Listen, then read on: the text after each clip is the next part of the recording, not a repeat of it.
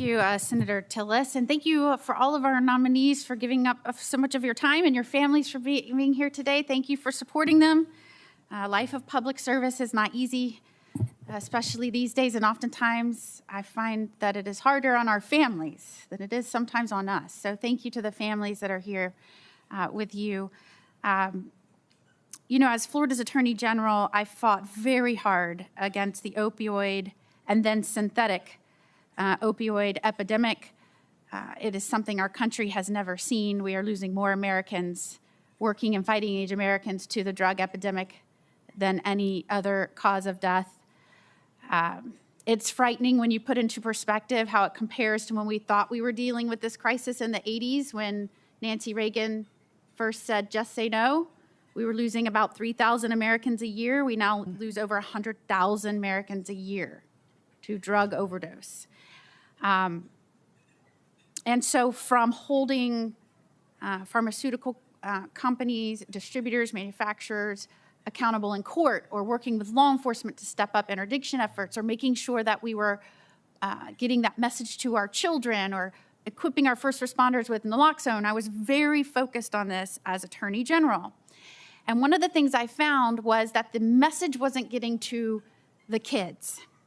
And we were losing unsuspected, kids that did have no reason to believe that they were about to ingest a fatal dose of fentanyl. They were dying. The fastest growing age category for overdose on fentanyl is under 14. And so I have been very vocal commending this administration for thinking outside the box on how we tackle our greatest challenges.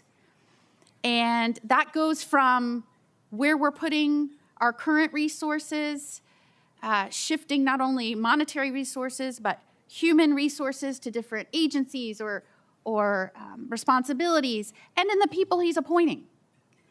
As it pertains to the nation's drug czar, that has looked very differently for many different administrations. I believe under Biden, he had a physician. Some people have former governors. Some people have law enforcement. I think it is very unique that we have a mom of 6. I've got 6 beautiful children. I think I left one of them out. Luke, I am so sorry. I was thinking about that the whole time. I set you up for that. I've got Luke, Sophia, Annalise. There's Parker, her husband. There's Benjamin, my grandson. So we've got 6 children, 6 grandchildren all together. And nothing is more formidable, you are right, Senator, than a mama bear. So we were together recently speaking on the efforts of this administration to not only shut down the border, which they've done with no new laws. They've shut down the border. Interdict this flooding into our country, killing Americans, but also how do we get through to parents in terms of warning kids and kids that anywhere from 5 to 7 out of 10 pills contain a lethal dose of fentanyl, the counterfeit pills. And I was with the nominee and the sheriff in Miami-Dade County, who is also a mom and dealing with these everyday struggles, coming up with ideas of how, as drug czar, you can get that word out. I was just hoping, because, and I want to make sure everybody knows, to fulfill the responsibilities of this job, it has looked different depending on the administration and what they're trying to accomplish.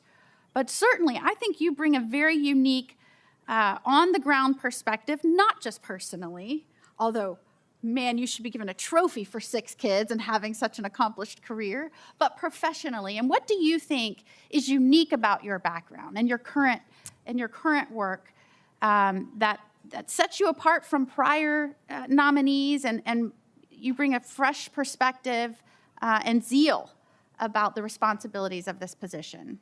Well, I think you already mentioned one of them, Senator Moody, and it's my family.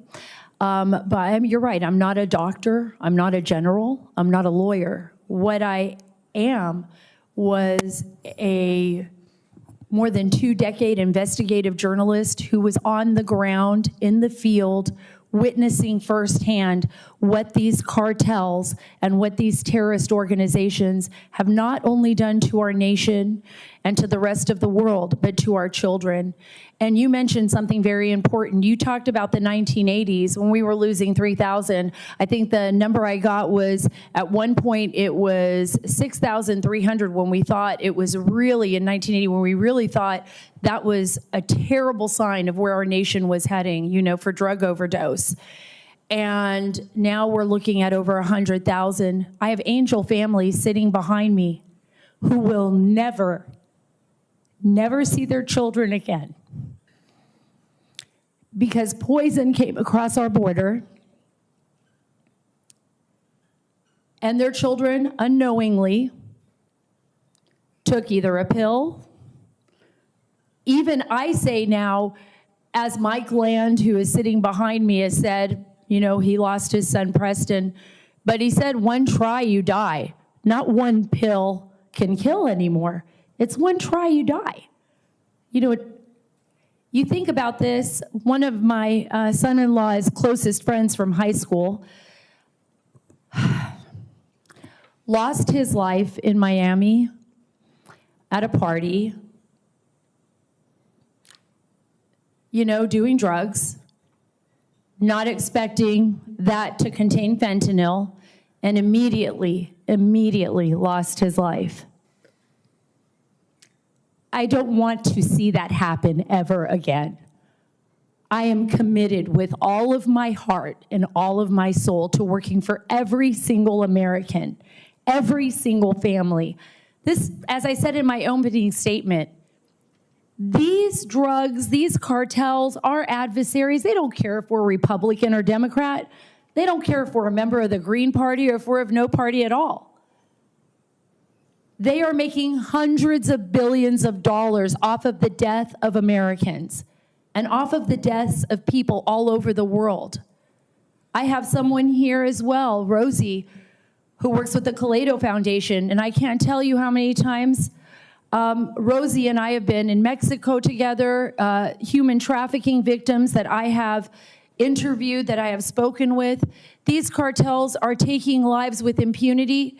They were operating with impunity. Now they know that we mean business. Their designation by the president as foreign terrorist organizations, Sinaloa Cartel, Nuevo Generación, El Mencho, who, the ghost who tries to hide from all of us, will no longer be sleeping restfully anymore.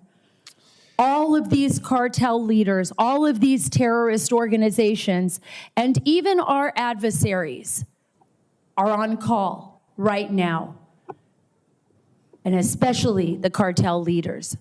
Senator Booker.